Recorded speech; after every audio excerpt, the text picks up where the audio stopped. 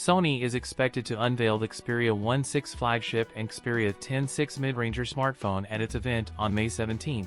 While we've heard a few things about it over the last few weeks, now a new rumor brings us more details. The Xperia 10, the 6th run on Snapdragon 6 Gen 1 with 8GB of RAM.